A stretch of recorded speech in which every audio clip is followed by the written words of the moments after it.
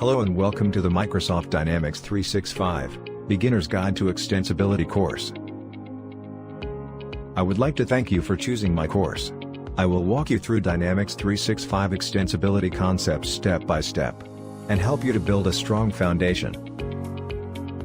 This course is designed for those who have just started working with Dynamics 365 Finance and Operations.